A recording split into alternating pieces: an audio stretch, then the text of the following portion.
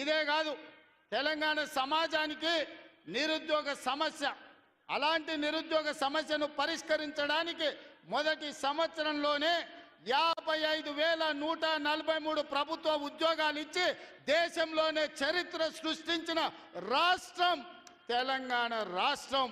నువ్వు 10 ఏళ్ళు ఇవ్వలేని ఉద్యోగాలు మొదటి సంవత్సరంలోనే 55,143 ఉద్యోగాలు ఇచ్చిన చరిత్ర మాది. వీటన్నిటి మీద నీకు చిత్తశుద్ధి ఉంటే, నీ నాయకత్వం మీద నీకు నమ్మకం ఉంటే నువ్వు రా అసెంబ్లీలో. ఈ వివరాలన్నీ అసెంబ్లీలో పెడతా, చర్చ చేద్దాం. ఆయన కొడితేనంట బలంగా కొడతాడంట. సరిగ్గా నిలబడేది నేర్చుకోని ఆయన కట్టె లేకుండా. నీ పరిస్థితి ఎట్లుందో తెలంగాణ సమాజానికి తెలియదా?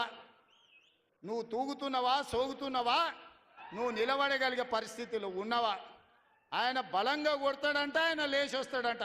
సోషల్ మీడియాలో నాకు ఆయనకు పోటీ పెడితేనంట ఆయనకు లైక్లు ఎక్కువ వచ్చినాయంట. టిక్టాక్లో 10 ఏళ్ళు ముఖ్యమంత్రి చేసినోడు, కేంద్ర మంత్రి చేసినోడు ఇవాళ టిక్టాక్లో కేసీఆర్కు రేవంత్ రెడ్డికి పోటీ పెడితే ఆయనకు లైక్లు ఎక్కువ వచ్చినాయంటే నాకు తక్కువ వచ్చినాయంటే ఇవాళ వాళ్ళ కార్యకర్తలతో మాట్లాడుతున్నాను. నేను అడగదలుచుకున్నా, ఆ మధ్యలో బాలీవుడ్లో కూడా సల్మాన్ ఖాన్కు రాఖీ సావంత్కు కూడా టిక్టాక్లో పెడితే రాఖీ సావంత్కి ఎక్కువ లైకులు వచ్చినాయి. అంత మాత్రాన ఆమె సల్మాన్ ఖాన్ కంటే గొప్ప నటుడు నటురాలు అనేవారని అనుకుంటారా? ఇవాళ చివరికి ప్రజలు తిరస్కరించి ప్రజలు డిపాజిట్లు జప్తు చేస్తే ముఖం జల్లక ఫామ్ హౌస్లో వండుకున్న చంద్రశేఖరరావు సోషల్ మీడియా టిక్టాక్లో నాకు లైక్లు వచ్చినాయని చెప్పుకునే పరిస్థితికి వచ్చిందంటే ఆయన మానసిక పరిస్థితి ఎట్లుందో తెలంగాణ సమాజం అర్థం చేసుకుంటుంది. పెద్ద మనిషి ఆయన వయసులో, నేనేం కాదంటలేను.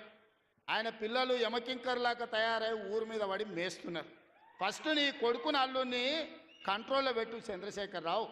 నువ్వు రా సభకు 5 తారీఖు నాడో 6 తారీఖు నాడో స్పీకర్ గారు అనుమతి తీసుకొని ఏబిసిడి వర్గీకరణ మీద మా మాదిగ సోదరుల 35 ఏళ్ల పోరాటం, అదేవిధంగా 100 సంవత్సరాలు బ్రిటిషర్స్ ఉన్నప్పుడు కులగణన చేసిరు. 100 ఏళ్ల వరకు బలైన వర్గాలు ఎంతమంది ఉన్నారో వాళ్ళ లెక్క వాళ్ళకే తెలియదు. ఎంతోమంది ప్రధానమంత్రులు ముఖ్యమంత్రులు మారినారు కానీ బీసీల లెక్కలు తేల్చలేదు. కానీ భారత్ జోడోలో రాహుల్ గాంధీ ఇచ్చిన మాట ప్రకారం ఈరోజు కాంగ్రెస్ పార్టీ బీసీల లెక్కలు తేల్చింది, ఇంటింటికి పోయింది, లెక్క కట్టింది. రాబోయే 2 తారీఖు నాడు బీసీ కులగణన నివేదిక రాబోతుంది. అదేవిధంగా మాదిగల వర్గీకరణ మీద కూడా జ్యుడిషియల్ కమిషన్ నివేదిక ఇవ్వబోతుంది.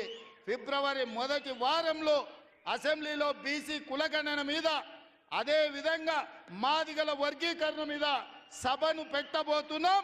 నీకు చేతనైతే చిత్తశుద్ధి ఉంటే సభకు రా, చర్చ చేద్దాం. నువ్వా మేమా